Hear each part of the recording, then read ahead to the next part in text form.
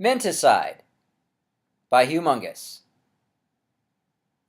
Quote, television is, by nature, the dominator drug par excellence. Control of content, uniformity of content, repeatability of content make it inevitably a tool of coercion, brainwashing, and manipulation. Unquote. Terence McKenna. Do you consider yourself an independent thinker? You're not. In fact, you're so blatantly brainwashed, it would be laughable if we weren't all dying as a result. To those species currently watching Earth and our eradication from it, such is so apparent it's become our most salient trademark. None of you are individuals. None of you think as individuals. Here's proof. Quote-unquote work comprises the preponderance of your existence on this planet. Yet you go to work and never ask who created it. You never question what work is for. You never query how work benefits humanity, or if it benefits humanity. You never inquire as to whether work harms our species, or if it harms you.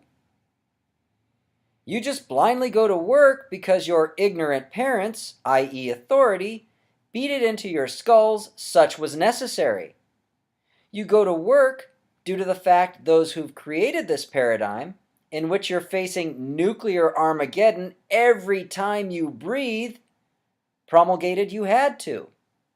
You go to work because everybody else is doing it.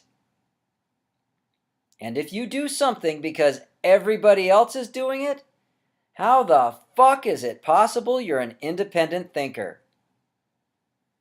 Uh-oh, that moment of clarity when a massive portion of the facade vaporizes.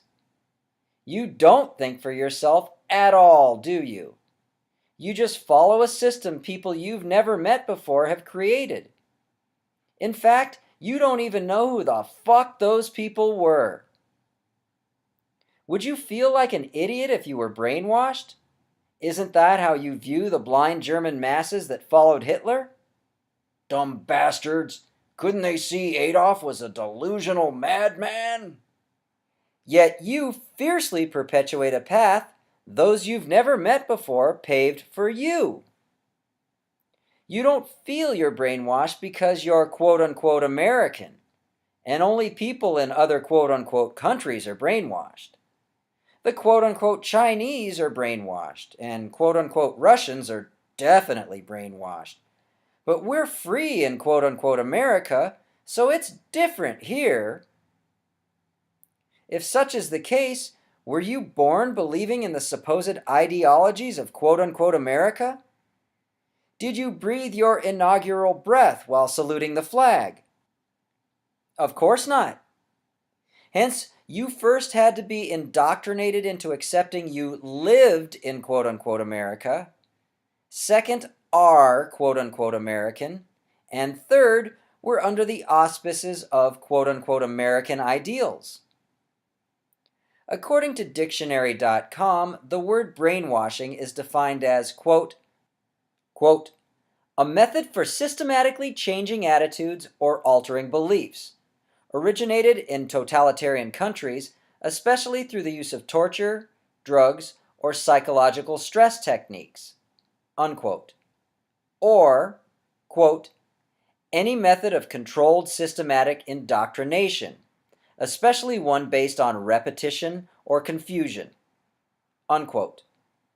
And, quote, an instance of subjecting or being subjected to such techniques, unquote.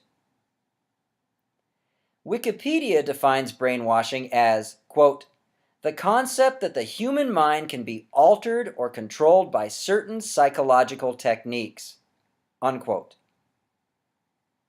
Consider the mass brainwashing it takes to get billions of people to believe in A, something that provably does not exist, B, something that forces you to adhere to its rules while claiming you control it. C. Something that punishes you if you fail to do what it says, but purports it serves you. If you were one person desirous of controlling somebody, wouldn't you simply attack them and thus overpower them? Of course, as long as you felt you were physically capable of doing so. But what if you were one person who wanted to control a group of people, say 330 million? Attacking them physically would make no sense, would it? Definitely not. You'd be killed in self-defense. Attacking them mentally, however, would provide you the ability to A. affect them all, and B. coerce them to obey you without throwing a single punch. If you want a group of dogs to enter a pen, you don't physically attempt to round them up. That would take forever. Some would be obstinate, while others would comply. Once you wrangled a couple of them, the remainder would become stubborn, having already left the enclosure. It would be a circuitous mess, resulting in perpetual frustration. As such, you appeal to the minds of the canines, more specifically, their fears. There's an intrinsic hunger for survival amongst animals. When you threaten a member of a species with demise, it will do whatever it can to keep from being killed. Acquiescing to your desires so it can stay alive will be the common reaction. Offering a dog a treat upon giving it a command is not an act of kindness. It's a sadistic form of brainwashing. It informs the dog, I feed you, thus I keep you alive. If I decide not to feed you, you die.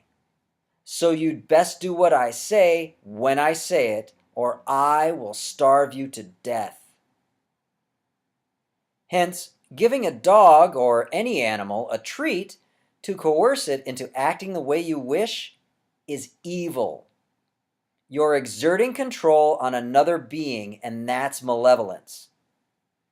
Since the most innate fear within all of us is that of our demise, wouldn't it be logical to use such apprehension against the masses to attain your objective? Most definitely. Lie to them they're being attacked, and then offer them quote-unquote protection against those quote-unquote attacking them. The mafia does it all the time, and it's the most effective method to achieve your goal. Then why do you feel a government caught lying to you about everything else isn't doing this to you perpetually? When it comes to television, there's a reason it's called quote-unquote programming. You're being programmed to think, feel, and act a certain way. Programming is mind control. Mind control is brainwashing, and brainwashing is menticide. Quote, we've got a form of brainwashing going on in our country. Do you know how they brainwash people? They repeat something over and over, and that's what we do in this country.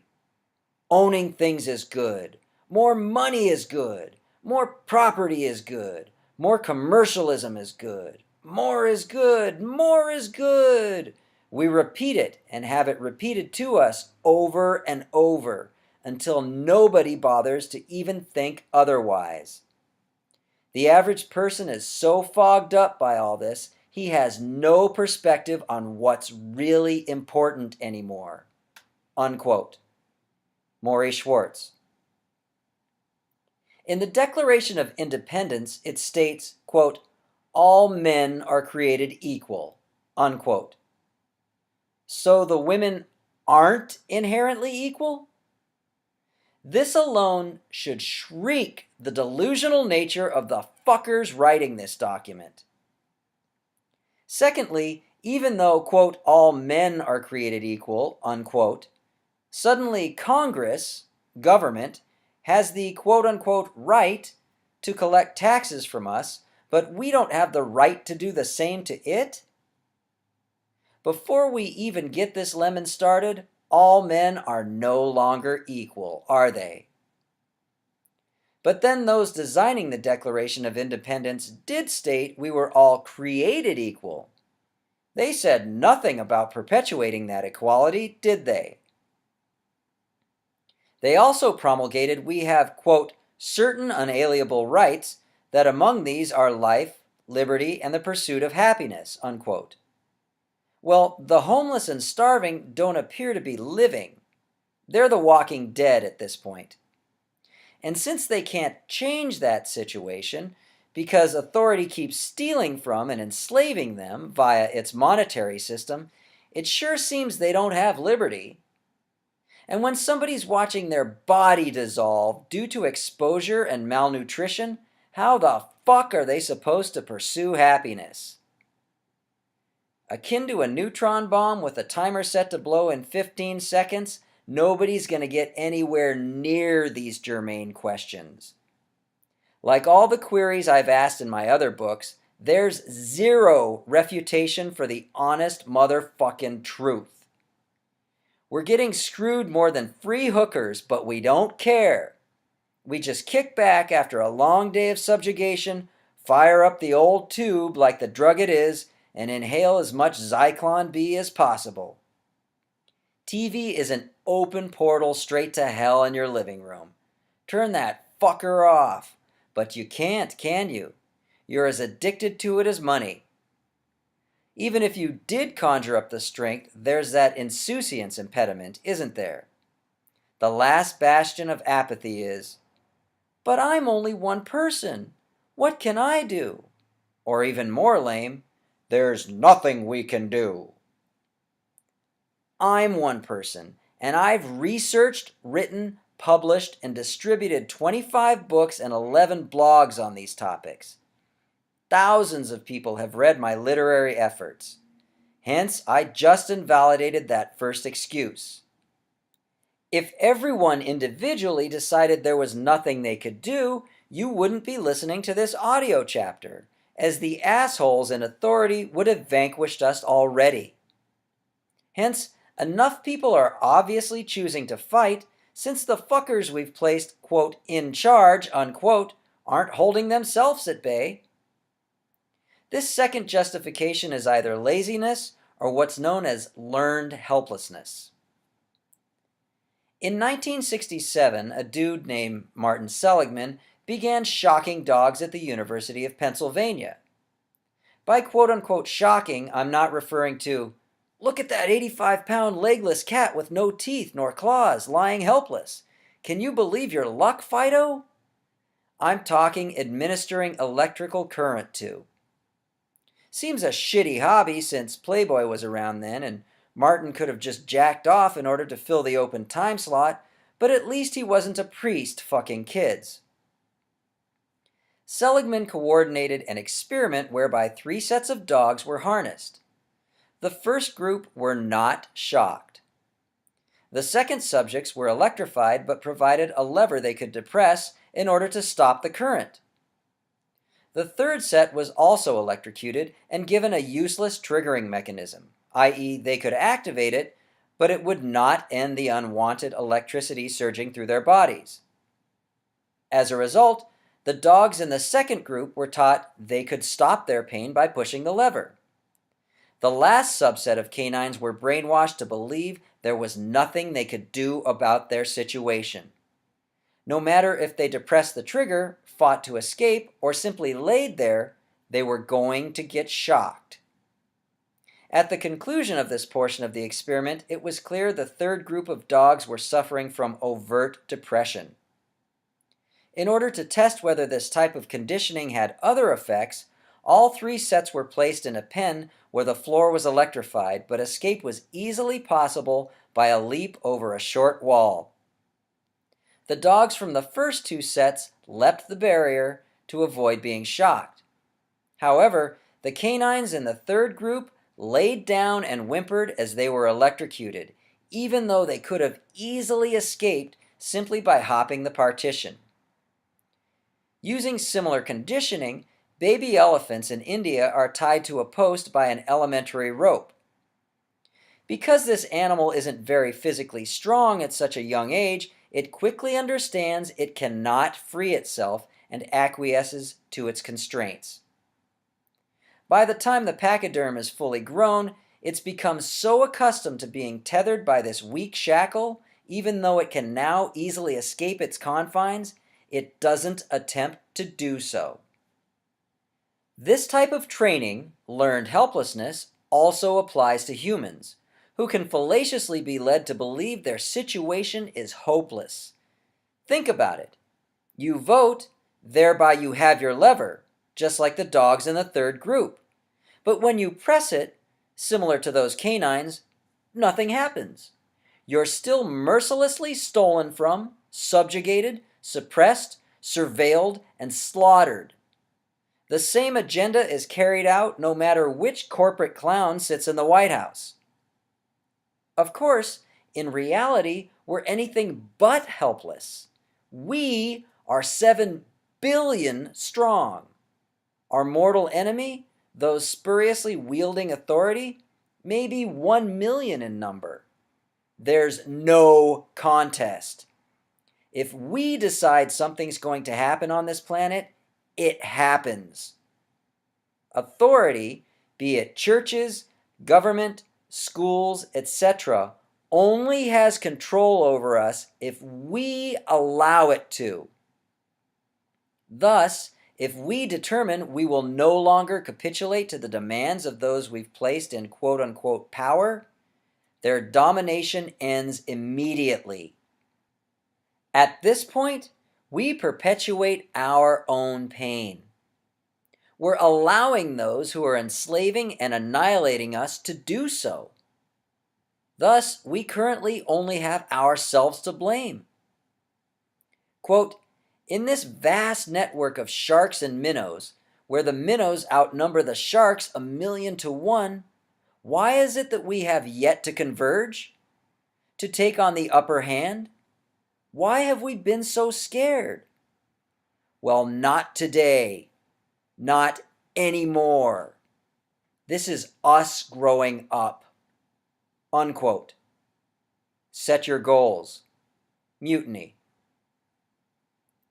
Most people will go to their graves believing they lived, had quote-unquote jobs, the quote-unquote country in which they resided was real, and they were free, without ever knowing none of the above was true.